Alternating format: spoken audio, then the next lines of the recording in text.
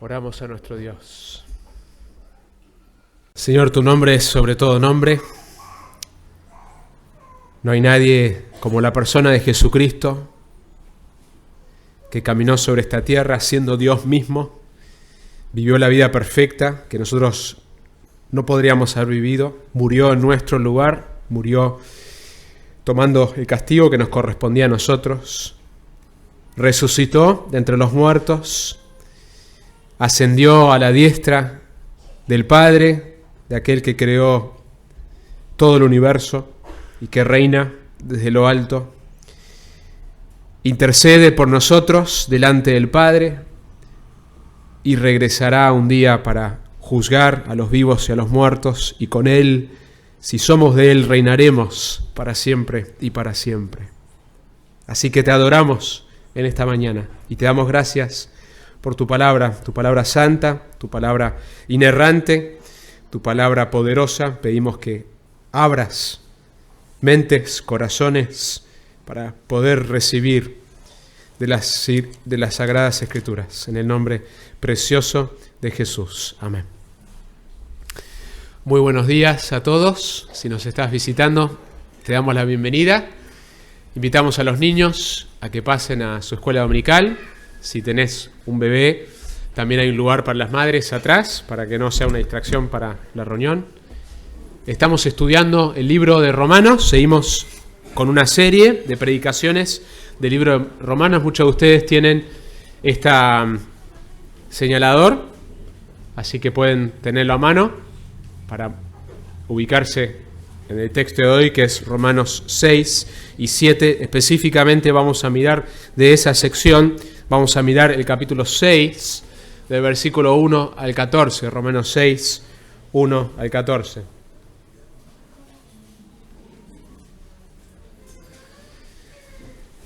Grigori Rasputin es el hombre que figura acá.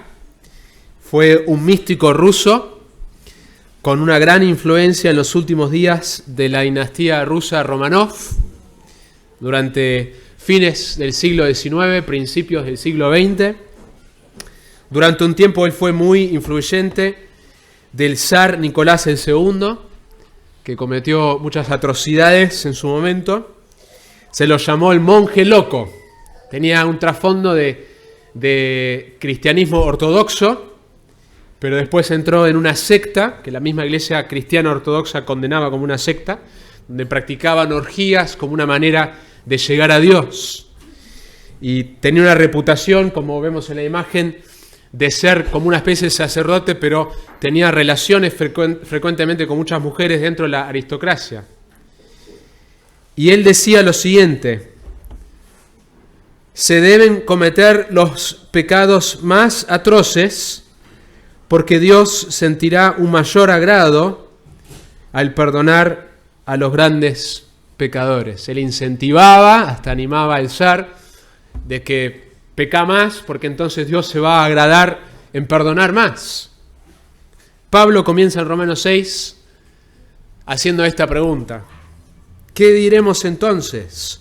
¿Continuaremos en pecado para que la gracia abunde? De ningún modo. Había dicho previamente en el capítulo 5, si mirás ahí, versículo 20, y la ley se introdujo para que abundara la transgresión, pero donde el pecado abundó, sobreabundó la gracia. Para que así como el pecado reinó en la muerte, así también la gracia reine por medio de la justicia para vida eterna mediante Jesucristo nuestro Señor. Pablo acababa de decir que donde hubo una abundancia de transgresión, hubo una abundancia de gracia. Y entonces Pablo anticipa la objeción de aquellas personas que estaban escuchando lo que Pablo estaba presentando, la salvación por gracia, solamente la misma objeción que hay hoy.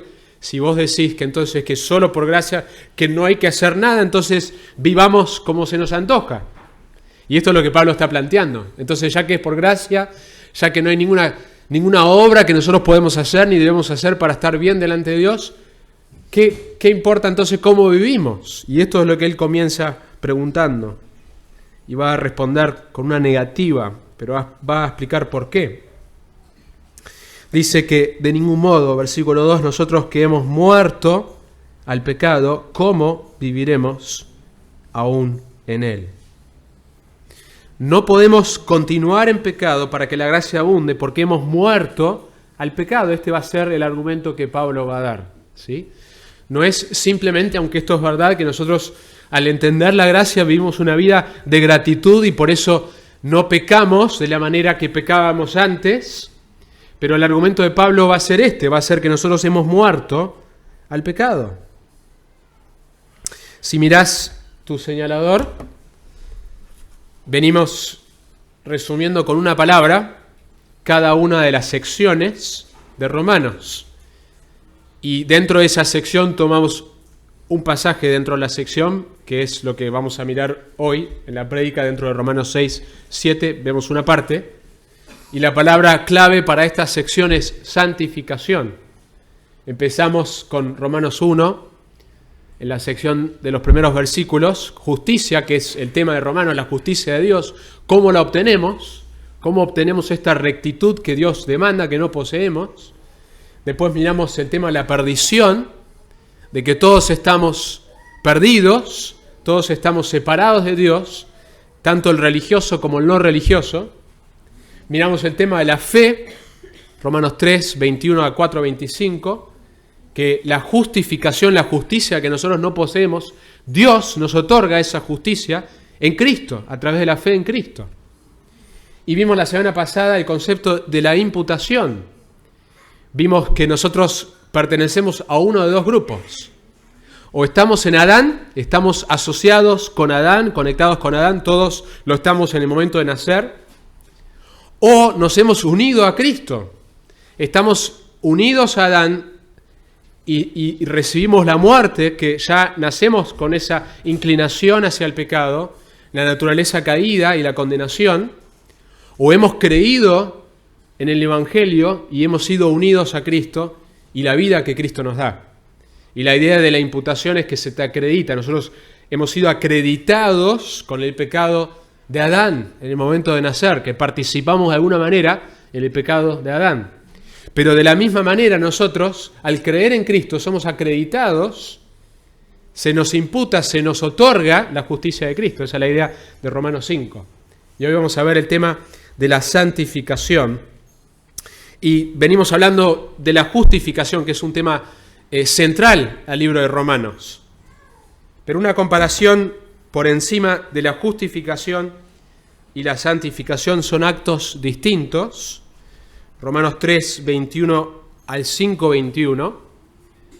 Los últimos dos mensajes, las últimas dos prédicas han tenido que ver principalmente con la justificación. Y la idea es que hay una sustitución. Él murió por mí. Y la santificación, que en la división que ustedes tienen es 6 y 7, pero también hay algo de la santificación que aparece en el capítulo 8, tiene que ver con identificación. Yo morí con Él, ¿sí? Él murió por mí, pero yo también en la santificación, yo me identifico con Él y yo morí con Él. Eso es lo que vamos a mirar hoy. Vemos en la justificación que Él murió por mis pecados. Pero en esta sección de santificación, Él murió al pecado. Y esa preposición hace una gran diferencia. Hoy lo vamos a mirar qué significa que Él murió al pecado. ¿Qué significa que nosotros morimos al pecado? En la justificación Él pagó la pena de mi pecado, el castigo que mi pecado merecía, de que soy declarado inocente, a pesar de que no lo soy. Y en la santificación Él quiebra, Él rompe el poder del pecado, que el pecado ya no puede, no debe tener el mismo poder que tenía antes de que yo creí en Él como mi Salvador. En la justificación hay una imputación, algo se pone en mi cuenta que no era mío, la justicia de Cristo. Y en la santificación hablamos de impartir, de que Dios imparte su vida. El Espíritu Santo nos es dado en el momento de convertirnos para ayudarnos a pelear en contra de nuestro pecado, de que no es una batalla que nosotros hacemos solos, de que somos salvos por el Evangelio, pero también somos santificados por el Evangelio. De que tenemos la misma vida de Cristo que se nos es dada en el momento de creer, que Cristo mora en nosotros. En la justificación somos salvos por su muerte, en la santificación somos salvos a través de su vida, la vida que mora en nosotros y la vida de Cristo en el cielo que intercede por nosotros. Si bien la justificación y la santificación son actos distintos, son inseparables. No podés tener justificación sin santificación. Si no hay santificación en tu vida, es porque no hubo justificación. No se pueden separar. Son dos actos distintos, pero son inseparables. Uno no puede existir sin el otro. Si verdaderamente yo he creído en el Evangelio, la Biblia promete una santificación progresiva. No existe la idea de creer sin haber entonces una santificación progresiva en mi vida. Esta santificación no es automática y no es de una vez para siempre. No es que en un momento ya no tengo que luchar más con el pecado. Es progresiva, es toda la vida. Es progresiva y es participativa. A diferencia de la justificación, que nosotros creemos en alguien que hizo algo que nosotros no podríamos haber hecho, tomó nuestro castigo y vivió la vida que nosotros no podríamos haber vivido, y descansamos plenamente en la obra de Cristo, y si viene la santificación, la basamos en nuestra justificación, la basamos en la cruz, la basamos en la obra que Cristo hizo por nosotros, hay una participación, hay imperativos, mandatos, que yo puedo obedecer o desobedecer. Si no, no sería necesario que Pablo, que las cartas nos den mandatos. Si es automático, si simplemente las obedecemos. Los mandatos están justamente porque vamos a desobedecerlo o porque no lo estamos haciendo. Hay una participación. Es progresivo y es participativo. Yo quisiera que veamos 3 exhortaciones que el pasaje nos da en cuanto a cómo vivir entonces la vida cristiana. ¿Cómo hemos de vivir la vida cristiana? ¿Qué manera podemos crecer en nuestra santidad? Somos llamados, una vez que hemos creído en el Evangelio, a crecer en nuestra santidad. No somos salvos por obras, pero sí somos salvos para obras. Efesios 2, 8 al 10. En el Nuevo Testamento nos habla de esto, de que somos salvos por gracia, mediante la fe, no por obras, para que nadie se gloríe. Pero cuando llegas al versículo 10 de Efesios 2, dice que fuimos salvos para obras que Dios preparó de antemano, en las cuales nosotros deberíamos andar en ellas. Entonces, si sos un cristiano verdadero, hay obras buenas que Dios preparó para que vos andes en ellas. Que la vida del cristiano es una vida de transformación, que descansa totalmente en la obra total de Cristo y completa de Cristo, pero es una obra que Dios va a transformarme y que la evidencia del nacimiento nuevo es que hay una transformación progresiva. Por eso, si en momentos de mi vida yo no estoy siendo transformado, es correcto que yo vaya a pasajes como 2 Corintios, donde Pablo dice, examinaos para ver si estás en la fe. Hay momentos donde eso es correcto. Yo debo cuestionar si realmente entendí el Evangelio. A la vez Romanos 7, que es el capítulo que le sigue a lo que vemos hoy, nos da un realismo. Pablo habla varias veces con una frase, el pecado que mora en mí. El gran apóstol Pablo seguía luchando con su pecado. Y dice, miserable de mí, ¿quién me va a librar? Vos y yo seguimos luchando con nuestro pecado y lo vamos a hacer hasta que Cristo vuelva. Que haya pecado en mi vida no es evidencia que no soy de Él. Es qué hago yo con ese pecado. ¿Qué estoy haciendo con ese pecado? Y ese es el tema que vamos a ver hoy, la santificación. Entonces, 3 exhortaciones para ayudarnos de una manera muy práctica a que nosotros aprendamos a caminar en santidad. De que Dios no tiene la intención de que nosotros busquemos hacerlo según se nos antoja o que nos inventemos una manera de ser santos. Nos da el mandato, ser santos como yo soy santo, pero nos dice cómo. Miren los recursos que yo les doy para caminar en santidad. Primero, conocé. Son todos con C para que lo puedan recordar durante la semana. Primero, conocé. Saber ciertas cosas afectan cómo vivimos. Saber ciertas cosas afectan cómo vivimos. ¿Qué está en la imagen? Capaz algunos piensan lechuga, otros espinaca. No sé si alguien sabe qué está en esa imagen realmente. Es col rizada. No sé si han escuchado de col rizada. No es muy común. Yo no sé dónde o si se puede conseguir.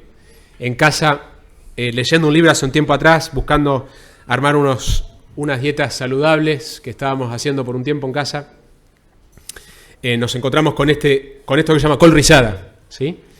Y como no lo encontré, encontré en Mercado Libre semillas raras y venden las semillas de col rizada. Y como un proyecto en casa con los niños lo plantamos y ya en una tacita salieron las plantitas iniciales de col rizada. Así que Dios mediante, si sale bien, en un tiempo vamos a tener ya las plantas y comer col rizada. ¿Qué es col rizada? Porque uno dice, bueno, esto parece como una lechuga. ¿Qué diferencia hay? Bueno, es interesante, es algo que se ha usado más en este tiempo y es la hortaliza con mayor propiedades. No existe una hortaliza que tiene más propiedades que esta. Si vos querés comer lo más sano que hay en cuanto a una hortaliza, come col rizada. No vendo productos para alguna compañía, pero tiene más propiedades, más vitaminas que es superior a la lechuga, superior a otros productos que son muy buenos, col rizada. ¿Sí? Entonces, ¿por qué comparto esto? ¿Qué tiene que ver con Romanos 6 esto? Porque si yo te pongo esto y te pongo una lechuga y te pongo una espinaca, vos decís, bueno, más o menos lo mismo, o cualquier tipo de hortaliza.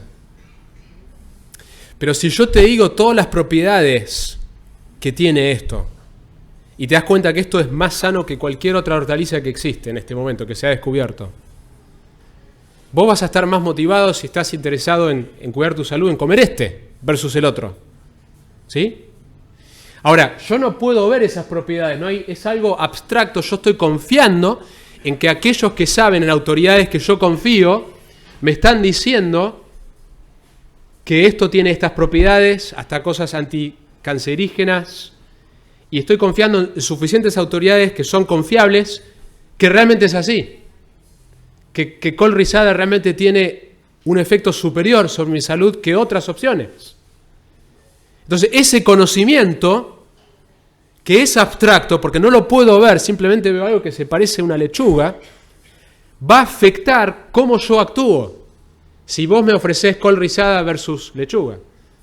Sabiendo esas cosas, yo voy a elegir col rizada, porque sé cuán sano es. Y ese es el punto que quería resaltar con esta ilustración. Hay ciertos conocimientos que saber esas cosas, afectan cómo vivimos. Y lo que vemos en Romanos 6 parece abstracto. Vamos a mirar algunas cosas que parece abstracto. ¿Qué tiene que ver esto con mi santidad práctica? Pero la Biblia te exhorta a que vos conozcas estas cosas, porque conocerlas va a afectar cómo entonces vos vivís. ¿Sí? Así que vamos a pasar mayormente en este primer punto. Son 3 exhortaciones. Conocé, considerá y cedé. Conocé, considerá y cedé. Más tiempo en este primer punto, porque el texto pasa más tiempo en este primer punto.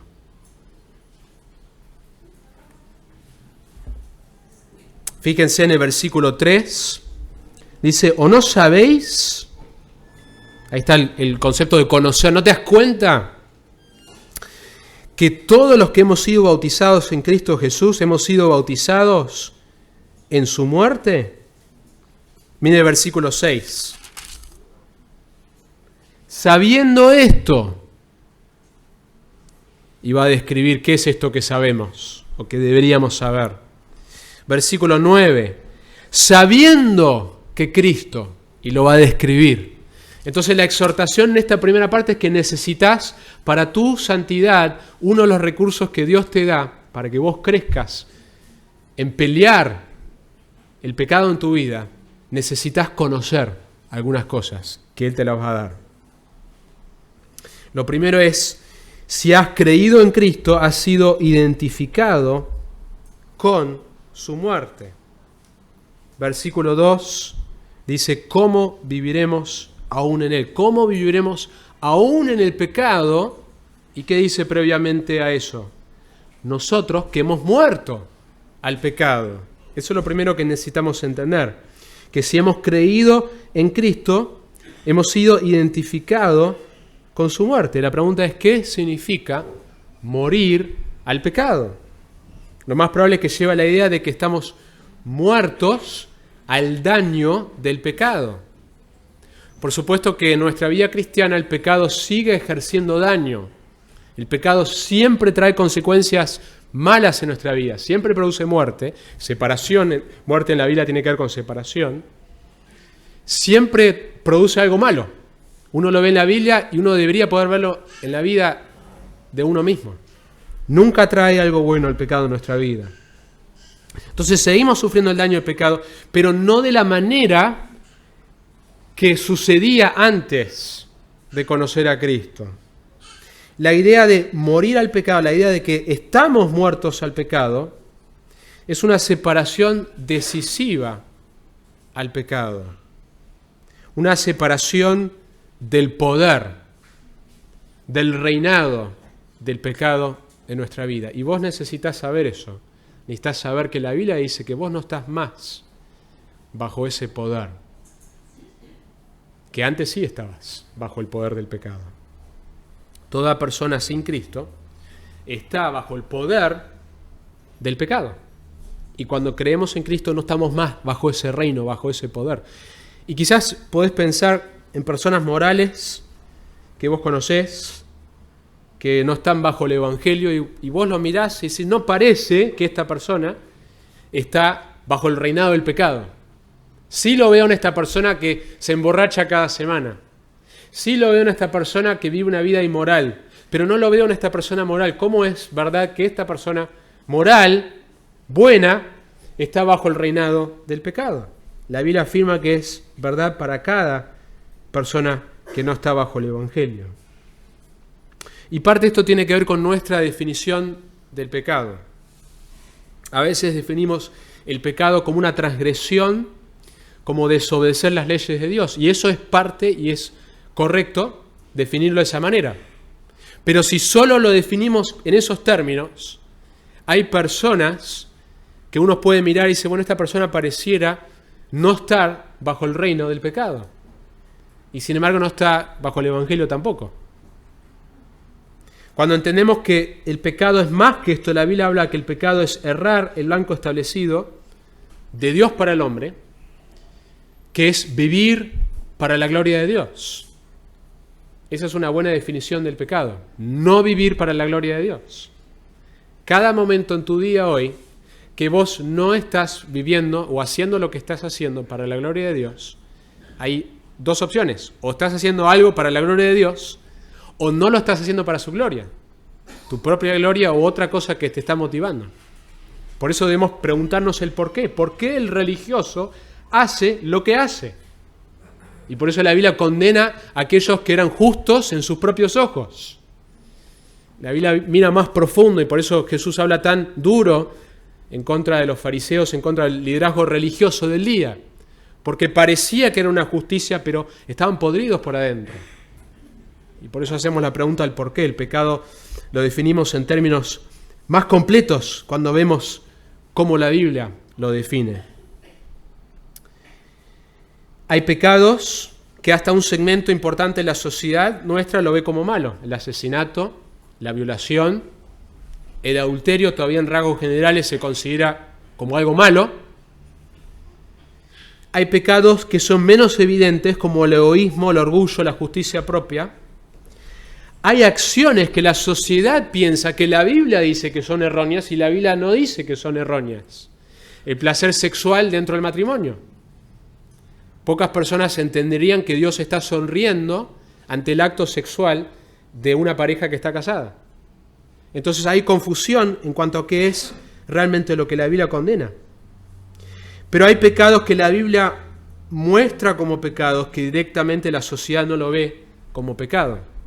Pecados sexuales, como el sexo fuera de matrimonio, la homosexualidad, mentiras blancas, desobediencia a la autoridad y ciertas cosas que la sociedad no reconoce como pecado.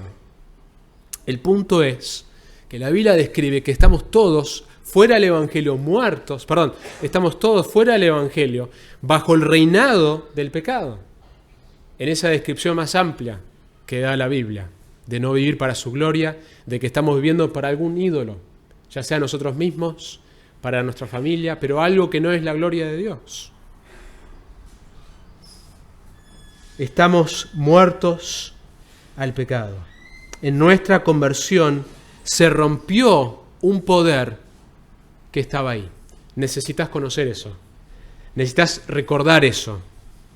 De que si vos recibiste a Cristo, no estás más bajo el poder que antes estabas debajo. Y por eso Pablo dice, ¿cómo podemos vivir aún en Él si no estamos más bajo su dominio, no estamos más bajo su gobierno? Entonces la pregunta es, entonces Pablo, ¿qué es lo que vos quisiste decir? Si no estamos más bajo el poder del pecado, y cuando vos decís, ¿cómo viviremos aún en Él? Estás diciendo, no podemos vivir más en el pecado. ¿Qué querés decir con eso? Bueno, una de dos opciones. Como cristianos debemos darnos cuenta que no debemos vivir en el pecado. Sería una exhortación moral que Pablo está dando. Uno. O dos, como cristianos no podemos vivir más en el pecado. Una declaración teológica. Entonces la pregunta es, ¿qué está diciendo acá la palabra de Dios en el versículo 2? Está diciendo que no debemos vivir aún en el pecado, una exhortación, o está diciendo que no podemos vivir en el pecado. ¿Cuál de los dos es? ¿Sí? Piénsenlo un minutito. ¿Vivir en él, en el pecado, es una posibilidad para ser evitada? ¿O es una imposibilidad para reconocer? Lo digo una vez más. ¿Vivir en el pecado es una posibilidad para ser evitada? ¿O una imposibilidad para reconocer? ¿Sí? Piénsenlo. Si afirmamos la primera, el peligro en afirmar la primera, en decir, como cristianos debemos darnos cuenta que no debemos vivir en el pecado, una exhortación moral, podríamos estar diciendo que la persona que vive bajo el pecado, no importa porque hizo una profesión de fe. Podríamos estar diciendo eso. Si afirmamos el segundo punto, como cristianos no podemos vivir más en el pecado, estamos cuestionando lo que Pablo dice en Romanos 7. El pecado mora en mí, miserable de mí. ¿Cómo voy a hacer? Sigo luchando, lo que quiero hacer no lo hago. Hay que tener un equilibrio fino entre estos dos puntos. Pero probablemente hay una inclinación hacia el primero, porque si no, no tendría sentido lo que Pablo exhorta en el versículo 11. Miren el versículo 11 en Romanos 6.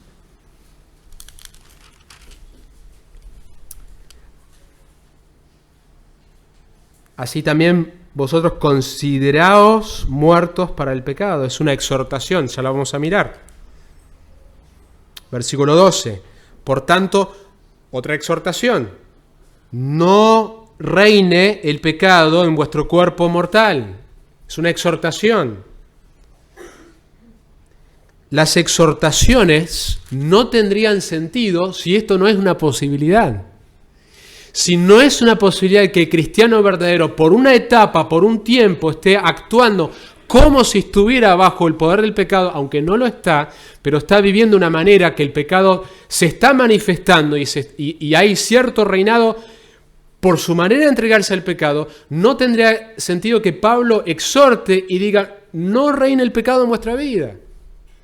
Entonces lo más probable es que lo que Pablo está diciendo cuando dice, ¿cómo viviremos aún en él? Es una exhortación, no podemos vivir, no debemos vivir, a pesar de que esto a veces se ve en la vida del cristiano verdadero, que una etapa está viviendo contrario a su profesión, y quizás en esa etapa no sabemos si, hasta ver cómo sigue la historia, si esta profesión es genuina.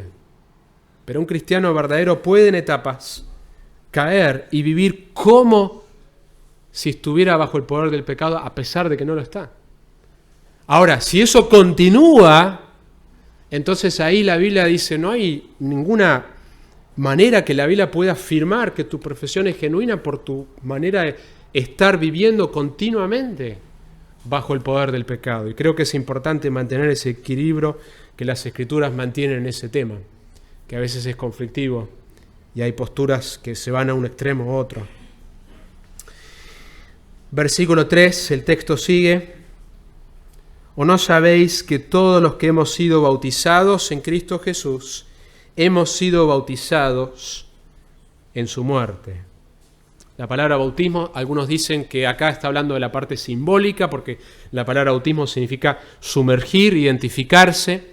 Lo más probable es que el sentido primordial de la palabra acá es el bautismo por agua, que no está diciendo que este bautismo por agua es un sacramento que agrega algo o que contribuye algo a nuestra salvación o a nuestra santificación. Simplemente está diciendo que en el momento que vos te convertiste, porque el bautismo y la conversión iban juntos, era la manera de ponerle el anillo de boda. Y entonces lo que Pablo está diciendo es, si bien también hay una alusión a la parte ilustrativa de la identificación, porque cuando uno bautiza, va debajo del agua en representación de la sepultura, la muerte y sepultura de Cristo, y sale del agua en representación de la resurrección.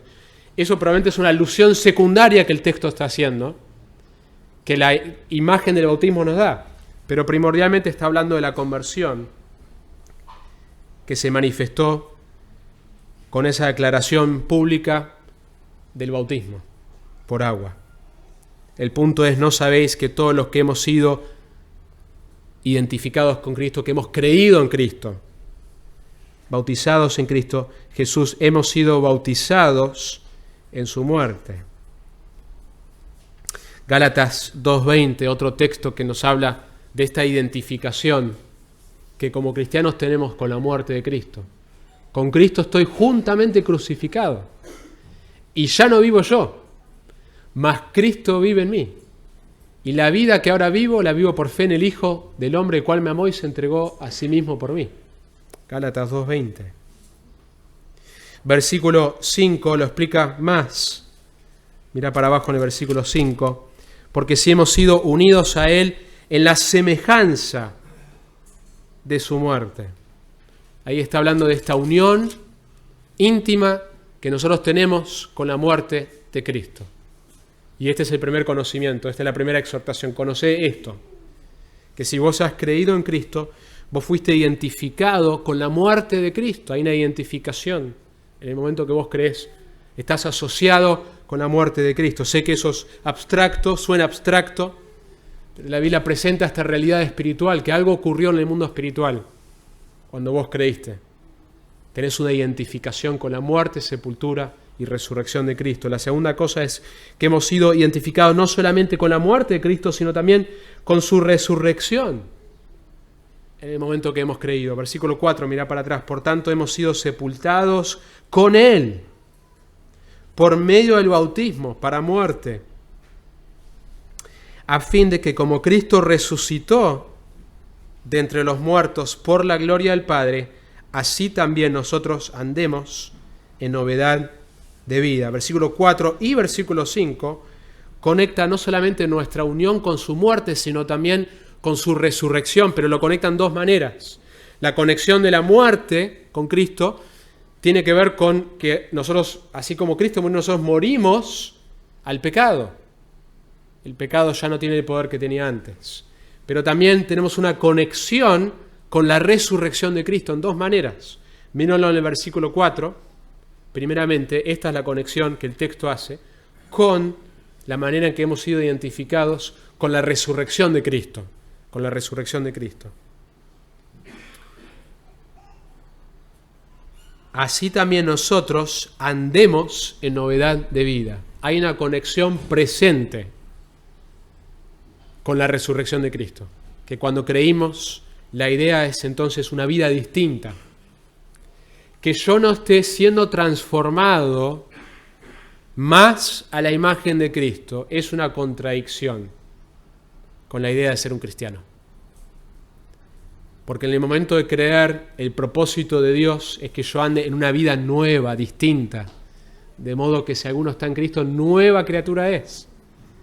Y a veces podemos experimentar eso en nuestro primer tiempo con el Señor y podemos caer para atrás y olvidarnos que hemos de caminar en una vida nueva, que hemos sido identificados con la resurrección de Cristo para andar una vida nueva, una vida distinta. En el versículo 5, la conexión con la resurrección de Cristo no solamente es presente, sino futuro. Miren cómo dice el versículo 5. Porque si hemos sido unidos a Él en la semejanza de su muerte, ciertamente lo seremos también en la semejanza de su resurrección. Está hablando de futuro. Que vos y yo un día vamos a tener un cuerpo nuevo, si somos de Él. ¿Y cómo va a ser ese cuerpo? Como el cuerpo de Jesús. Y podemos saber algo de cómo va a ser por las cosas que Jesús hizo con su cuerpo resucitado. Aparentemente vamos a tener la capacidad de atravesar paredes, porque Jesús se les apareció de golpe en medio de ellos. Sabemos que Jesús pudo comer con su cuerpo resucitado, que era un cuerpo real, se lo podía tocar, de que hay algo distinto, porque a veces no lo reconocían, pero a la vez lo reconocían. Entonces, algo de eso nos dice acerca de cómo será nuestro cuerpo resucitado. 1 Corintios 15 describe más detalle. El punto es que nuestra identificación con la resurrección de Cristo, además de que nosotros caminamos una vida nueva, de que un día vamos a asemejarnos totalmente a Él. Si en esta vida Cristo nos está cambiando a su imagen, en todo sentido, su carácter, un día va a ser también en el sentido de nuestro cuerpo se va a asemejar a su cuerpo glorificado. Versículo 8 también nos habla de esto. Si hemos muerto con Cristo, creemos que también viviremos con Él, futuro. Repite la idea del versículo 5. Versículo 9. Sabiendo que Cristo, habiendo resucitado de entre los muertos, no volverá a morir. Ya la muerte no tiene dominio sobre Él, y eso es verdad para vos. Que la muerte no tiene dominio sobre vos. Si bien vamos a morir un día, si Cristo no vuelve antes, esa muerte es simplemente, como alguien dijo, es como un auto, como un coche. Me llega al lugar donde yo quiero ir, me ayuda a llegar a donde yo quiero ir. Y es eso, la muerte me ayuda a llegar a donde yo quiero ir, estar la eternidad con Cristo.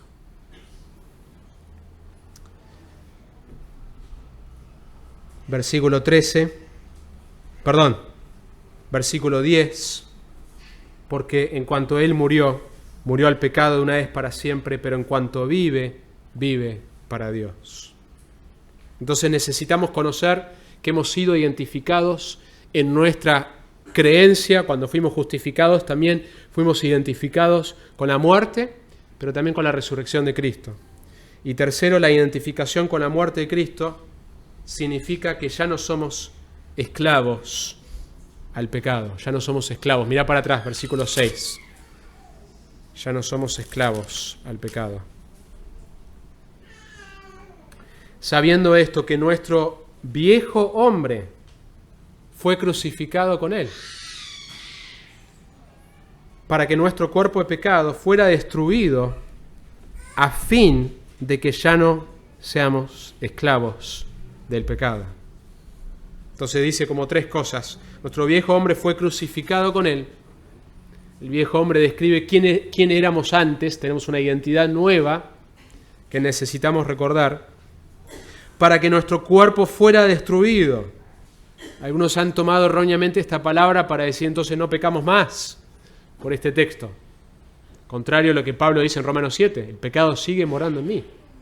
¿Qué significa fuera destruido? Bueno, esta palabra la usa principalmente Pablo en el Nuevo Testamento, se puede traducir anular, cancelar. Por ejemplo, 1 Corintios 1, 28 dice, y lo vil y despreciado del mundo ha escogido Dios, lo que no es, para anular lo que es. También 1 Corintios usa esta misma palabra, y el último enemigo que será abolido, otra manera de traducirlo es la muerte. Se puede traducir también agotar, invalidar, abolir, que no suceda más, cesar.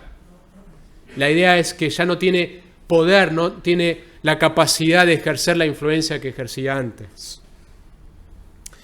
Versículo 7 explica la razón y dice que hemos sido libertados del pecado. Se puede traducir también exonerado del pecado. En versículo 12 dice, por eso el pecado no debe reinar en nuestro cuerpo. Y versículo 14, el pecado no tendrá dominio sobre vosotros porque no somos esclavos como éramos antes del pecado. Sin Cristo, sin el Evangelio, no podíamos vivir para la gloria de Dios. No nos quedaba otra que pecar. Aun si no veíamos nuestro pecado, vivíamos en esclavitud a nuestro pecado. No podíamos complacer a Dios. Hace un tiempo atrás, cuando la esclavitud se abolió oficialmente en Jamaica, algunos de los esclavos que estaban en zonas remotas no se habían enterado de la nueva ley. La ley ya había abolido toda la esclavitud. Y los dueños se aprovecharon de esto. Y los siguieron tratando como esclavos. Y los esclavos siguieron viviendo como esclavos. Porque desconocían que eran libres. Y a veces nosotros desconocemos que somos libres. No somos esclavos al pecado. Y vivimos pensando que somos esclavos y actuando como si fuéramos esclavos. Y este es el énfasis que está haciendo Pablo. La identificación con la muerte de Cristo significa que no somos más esclavos al pecado. ¿Qué manifestación pecaminosa aparece en tu vida vez tras vez?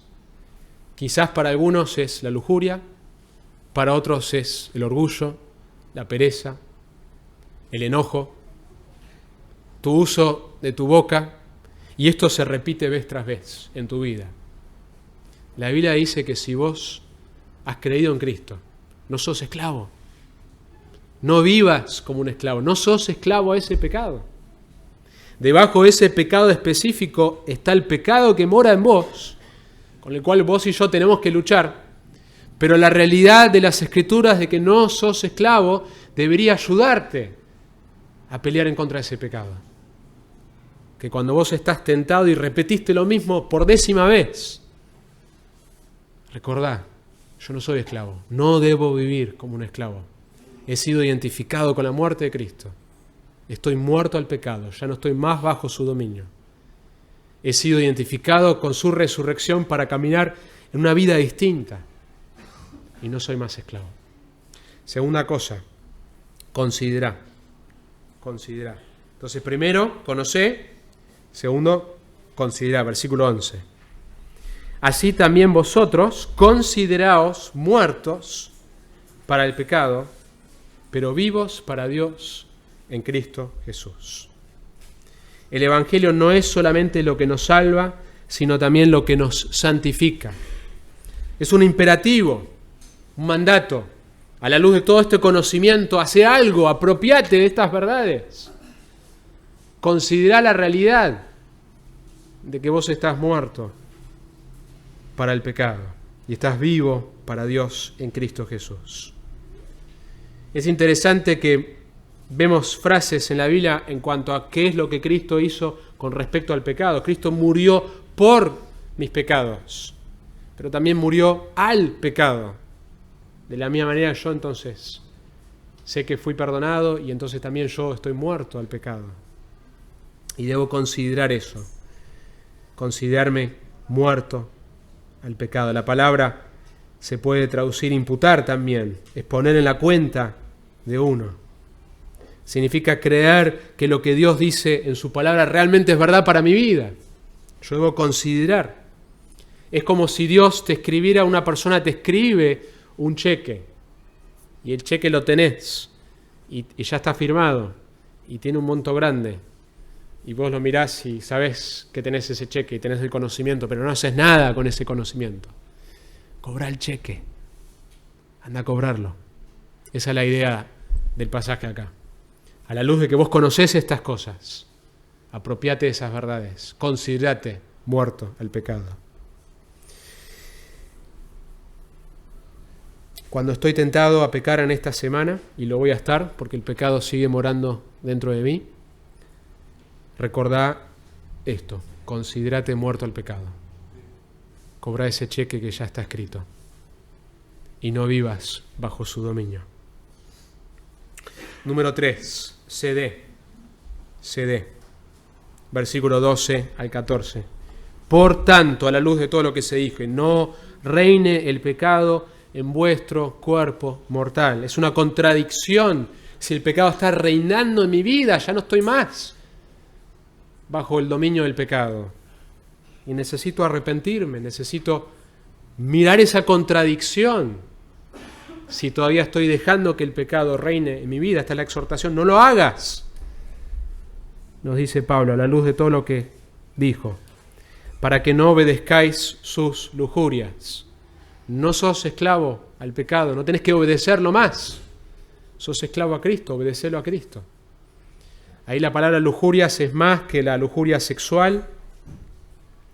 No es solo lo sexual, sino los deseos contrarios a la voluntad de Dios. El deseo de salir con la mía, el deseo de poseer lo que otros poseen, el deseo de dominar a otros. Los deseos que van en contra de la voluntad de Dios. No obedezcas más eso. Ya no estás bajo el dominio del pecado, no dejes que reine sobre tu vida.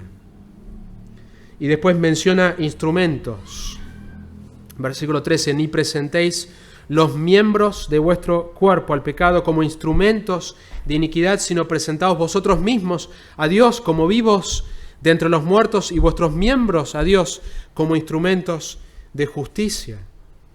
La idea es que mis manos y mis ojos y mis pies y mi lengua y mi mente y mis oídos no lo preste más para el pecado. ¿Qué estoy haciendo con mis manos? ¿Qué estoy haciendo con mis ojos?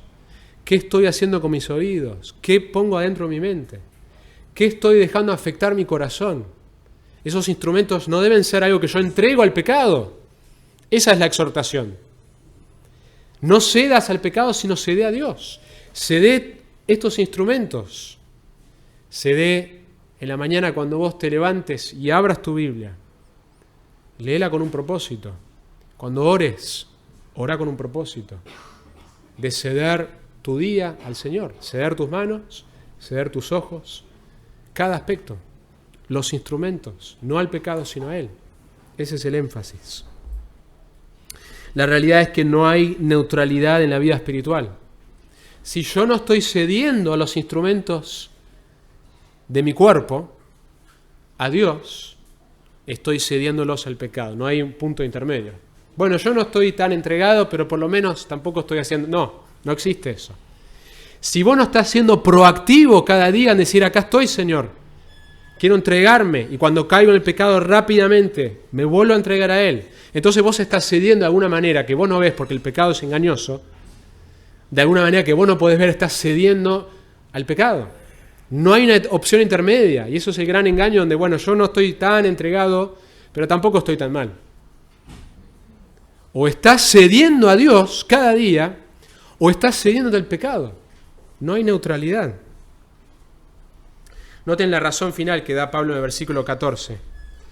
Porque el pecado no tendrá dominio sobre vosotros, pues no estáis bajo la ley, sino bajo la gracia. Y muchas veces este versículo se ha malinterpretado para decir, bueno, no estamos bajo el legalismo, estamos bajo gracia. Y no es lo que el pasaje está enseñando. Cuando habla de bajo la ley es la característica en el contexto del dominio antiguo. La ley en 3:20 ha traído conocimiento de pecado. En el capítulo 5, 13 al 14, ha traído transgresión. En 4:15 ha traído ira.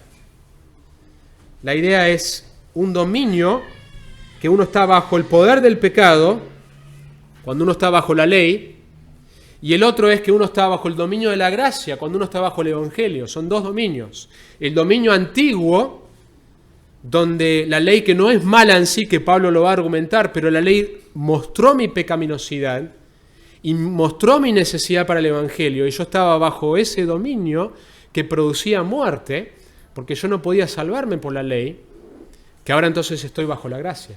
Y el punto final de Pablo es que no estoy más bajo este dominio de muerte, estoy bajo el dominio del Evangelio, el dominio de la gracia, y por eso debo entonces entregarme, ceder toda mi vida a Él. Que el Evangelio que me salva es el Evangelio que me santifica.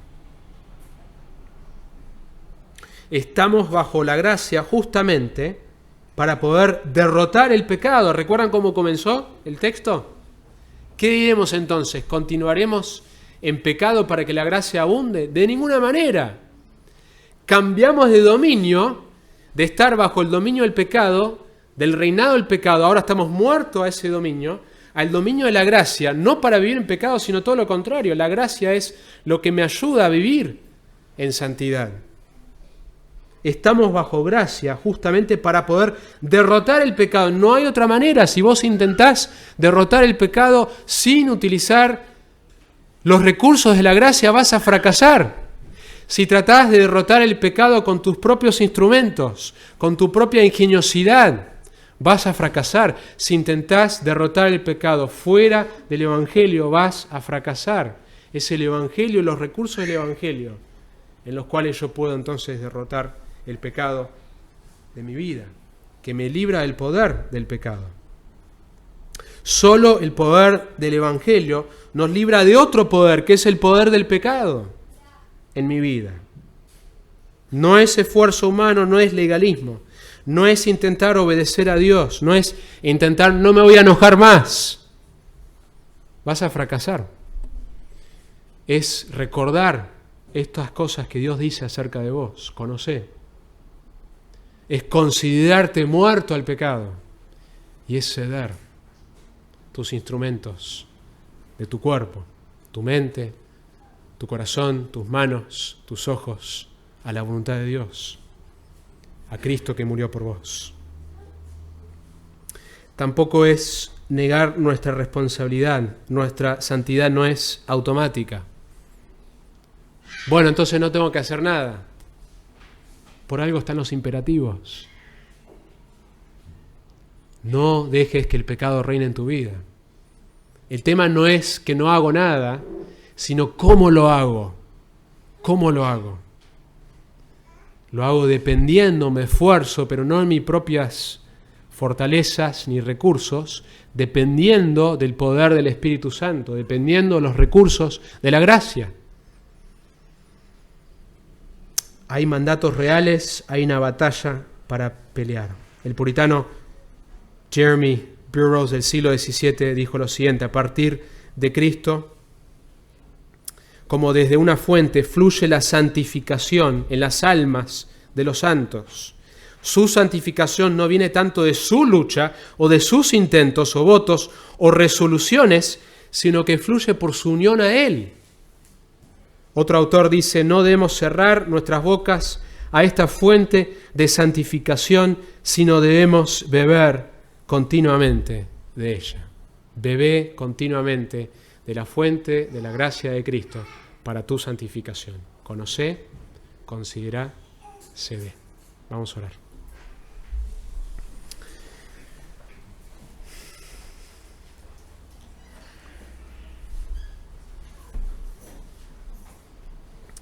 Señor, cuando miramos estas verdades en Romanos 6, nos pudieran parecer abstractas, difíciles de que bajen a nuestro corazón o aún recordarlas durante la semana en el momento que vamos a enfrentar, no si vamos a enfrentar, sino cuándo vamos a enfrentar nuestro pecado. Y una de las cosas que vos estás haciendo, la cosa principal, la más importante de todas las cosas que están pasando en nuestra vida, es nuestra santificación. Estás formando la imagen de Cristo en nosotros. Y esta debe ser la meta más grande de nuestra vida, por encima de cualquier otra meta. Es perseguir la santidad, es buscar ser conformado más a la imagen de Jesucristo. Y oro que en nuestra iglesia vos hagas esa obra milagrosa a través de la predicación de tu palabra, a través de las cosas que vos usás, la comunión de los santos, personas que con la palabra de Dios nos exhortan, nuestros tiempos con vos, pero también utilizar, Señor, estos conceptos que están en este pasaje, que podamos conocer y recordar estas verdades de nuestra identificación con la muerte y la resurrección de Cristo, de nuestra libertad del pecado, considerarlo y ceder nuestros instrumentos como instrumentos de justicia. Te lo pedimos en el nombre de Jesús. Amén.